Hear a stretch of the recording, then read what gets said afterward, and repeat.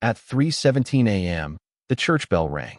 There was no storm, no fire, no funeral, just one slow toll, followed by screaming that came from underground.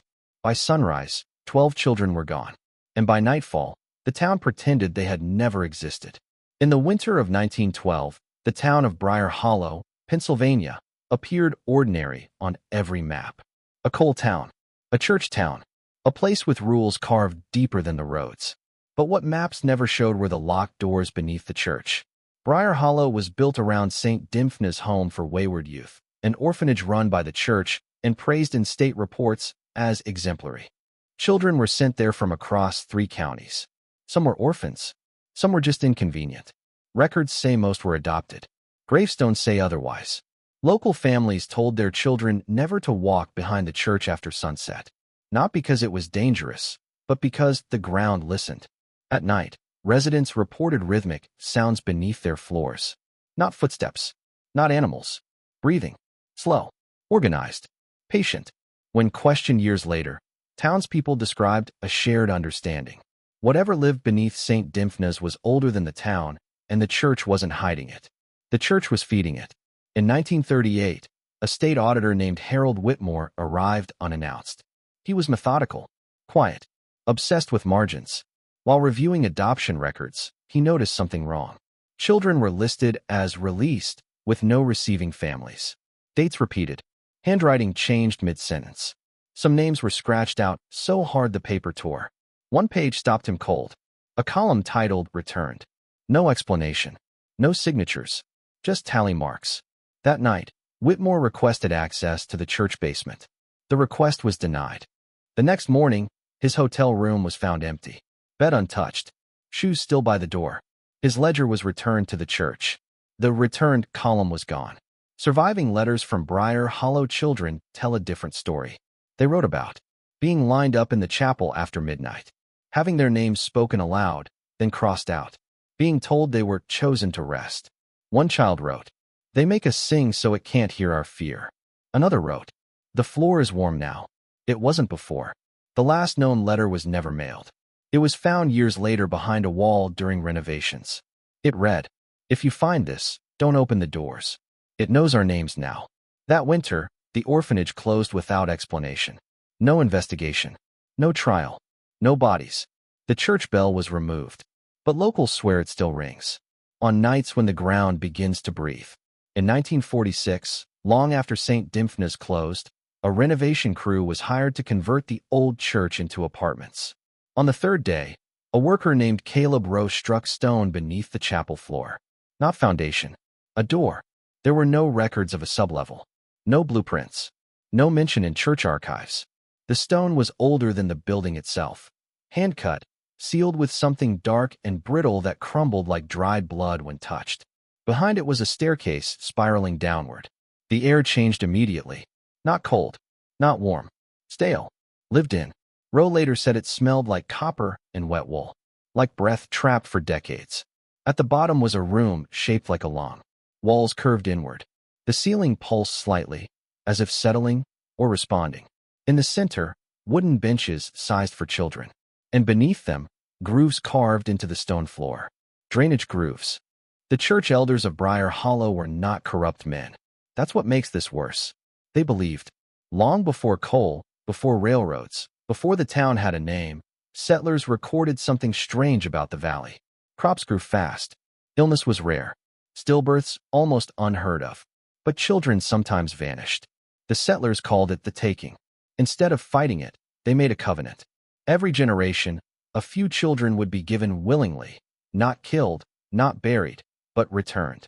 In exchange, the land would remain fertile. The mines would stay rich. The town would survive. St. Dymphna's wasn't built to hide the practice. It was built to organize it. Orphans were safer. No one looked for them too closely. And when they ran out, families were encouraged to donate, to give back. This is the part people refused to accept. Parents knew. Not fully, but enough. They were told their child was special, chosen, that their sacrifice would protect the rest of the family. And sometimes it worked. Fathers who lost sons never fell ill again. Mothers who gave daughters lived into their 90s. Crops survived droughts that wiped out neighboring towns. The price was never spoken aloud, but everyone understood it. At night, parents reported dreams where their children stood beneath the church, eyes open, mouths moving in unison. Not screaming, singing. The renovations were shut down after road disappeared. No police report was filed, but neighbors complained for weeks afterward. They heard something new beneath the building. Not breathing, counting. Soft voices, reciting names in order, some familiar, some forgotten. Always ending with the same phrase. We are still here.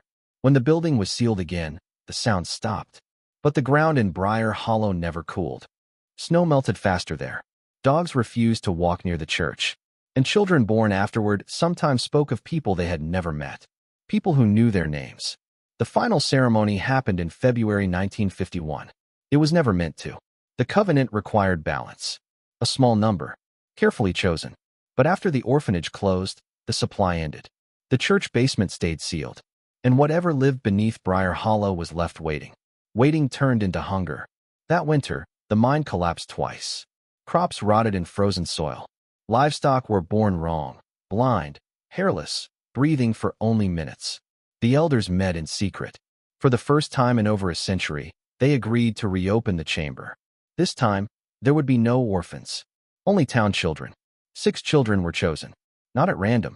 Each had been born during nights when the ground trembled. Each spoke of the warm place. Each drew the same shape without ever being shown it. A spiral. Parents were told this ceremony would end everything. That it would be the last. That afterward, the town would finally be free. Some parents begged. Others went silent. None went to the police. On the night of the ceremony, the children were dressed in white. Not robes. Nightgowns. Ordinary things. Because this was never meant to feel like murder. When the stone door was opened, witnesses said the chamber was different. Larger. The walls no longer curved inward. They leaned, as if listening. The grooves in the floor were already wet. As the children were seated, the elders began the old words. Half prayer, half apology. That's when the youngest child spoke. She said, "You waited too long." The floor cracked. Not shattered, split, like skin. Something moved upward. Not a creature. Not a body. A pressure. A presence that filled the room, pushing into lungs, into ears, into memory. The children stood. They walked forward on their own. And the chanting stopped. Because the voices answering back were louder. No one knows who screamed first. But someone ran. The ritual broke. And that was the mistake. The covenant was never about sacrifice. It was about completion. When the stone door slammed shut, 3 elders were still inside. So were the children. What followed lasted 6 minutes. That's how long the church bell rang on its own. When silence returned, the chamber was gone. Not collapsed. Gone. Just raw earth beneath the chapel. Warm. Breathing. The children were never seen again. But neither were the elders. And the ground never accepted another seal. The morning after the failed ceremony, Briar Hollow looked untouched. No broken windows. No blood. No witnesses willing to speak. The church stood quiet. The bell was gone again. And the elders' houses were locked, meals half-cooked inside, beds unmade. 3 families reported missing children. Those reports were never filed. The sheriff told them there had been a misunderstanding, that the children had been sent away for their own safety. That paperwork would follow. It never did. Within weeks, people began forgetting details. Not the children themselves, but the edges of them. Birthdays, middle names, the sound of their voices. Photos blurred. Faces faded faster than paper should allow. It wasn't grief. It was erosion. Babies born in Briar Hollow after 1951 shared unsettling traits. They didn't cry at birth. They didn't respond to lullabies. And they stared, not at faces, but at floors. Mothers reported their infants pressing their ears against the ground, growing calm only when held close to the earth. Doctors blamed birth defects, trauma, inbreeding. But the old midwife refused to touch them. She said, "They're listening for instructions." By age 5, these children began speaking names they shouldn't know. Names scratched out of church ledgers. Names of children who had vanished decades earlier. When corrected, they smiled and said, "We know. They told us."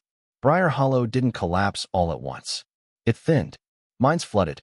Rail service stopped. Families moved away quietly, leaving furniture behind like they planned to return.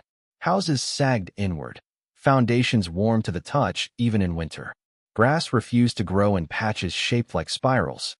And beneath the abandoned church, something began tapping. Not loud enough to draw crowds. Just enough to be felt through soles of shoes. Those who stayed too long reported a sensation of being counted. Measured. Weighed. As if the ground was deciding who belonged to it. In 1963, a federal survey team arrived to reassess the land. They stayed one night.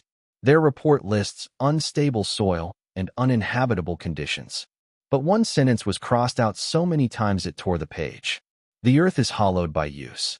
By 1965, Briar Hollow was gone. No ceremony. No closure. Just a town that quietly stopped being referenced. Maps changed. Roads rerouted. And the church was listed as never constructed. This is the lie history tells. That the children of Briar Hollow were sacrificed. That they were consumed. That they were lost. They weren't. They were changed. The chamber wasn't a place of death. It was a place of transfer. Not a mouth. A womb. The settlers misunderstood it. The church renamed it. The elders ritualized it. But the thing beneath the town was never feeding. It was growing. The children were not taken.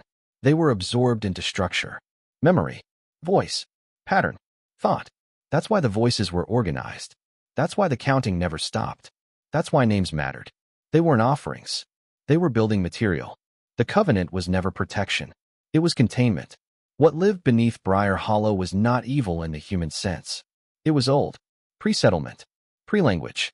A consciousness that formed through accumulation, not birth. It needed identity. Form. Structure. Children were used because their minds were still open. Flexible. Unanchored. They could merge without breaking. Every generation added more. More memory. More voices. More self-awareness. Until the thing beneath the town wasn't just ancient anymore. It was aware. And awareness changes everything. After the failed ceremony, something shifted. Not hunger. Choice. The structure no longer needed the town. It had enough. Enough names. Enough voices. Enough identity. So it stopped protecting Briar Hollow. Let the mines collapse. Let the soil rot. Let the people leave. The town wasn't abandoned. It was released. A husk. A shell. A skin it no longer needed. Here is the part no one writes down. Structures like this don't stay in one place. They migrate through memory, through belief, through attention. They move where they are remembered, where they are spoken, where they are named. That's why stories surface. That's why forgotten towns resurface in records. That's why certain places feel wrong without explanation. Because containment doesn't end. It transfers. And every time someone listens, every time someone remembers, every time someone repeats the story, the structure grows. Not beneath the ground, but inside the mind. There are towns that vanish. There are children who disappear. There are stories no one is supposed to remember. Not because they're forgotten, but because they're still working, still building, still listening, still counting. And somewhere beneath a place that no longer exists, something that learned how to be human, is waiting for the next name.